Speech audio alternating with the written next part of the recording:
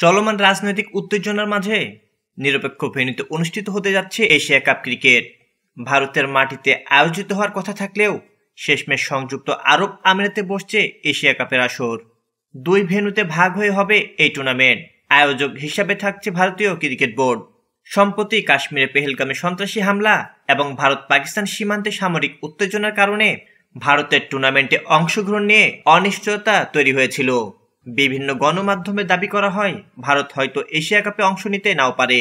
তবে বিসিসিআই স্পষ্ট জানিয়ে দিয়েছে তারা কোনোভাবেই টুর্নামেন্ট থেকে সরে আসছে না।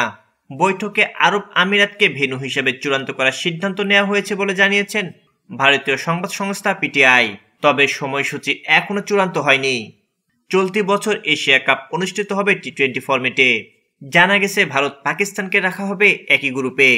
ভারতীয় সংবাদ সংস্থা পিটিআইকে এসিসির একটি সূত্র জানিয়েছে এবারে এশিয়া কাপ অনুষ্ঠিত হবে সংযুক্ত আরব আমিরাতে। ভারতীয় দল তাদের সব ম্যাচ খেলবে দুবাইয়ে, যদিও সূচি ও ভেন্যু নিয়ে এখনো চূড়ান্ত আলোচনা চলছে। অন্যদিকে টাইমস অফ ইন্ডিয়া টুডে জানিয়েছে 8 দলের এই টুর্নামেন্ট হবে টি-20 সংস্করণে এবং ভারত পাকিস্তান থাকবে একই গ্রুপে। এর মানে অন্তত দুইবার মুখোমুখি হবে দুই চির প্রতিদ্বন্দ্বী। গ্রুপ পর্বে একবার, আবার সুপার 6-এ।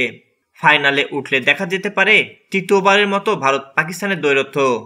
যদিও এখনই প্রশ্ন উঠেছে রাজনৈতিক উত্তেজনার মধ্যে দুই দল কি একে অপরের মুখোমুখি হতে রাজি হবে।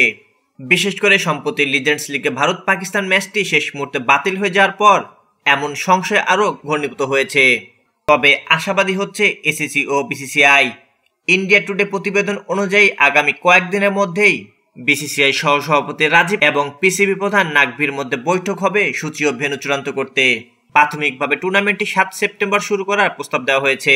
উল্লেখ্য, সর্বশেষ চলতি বছরে ফেব্রুয়ারি-মার্চে চ্যাম্পিয়ন্স ট্রফিতে দেখা হয়েছিল ভারত পাকিস্তানের।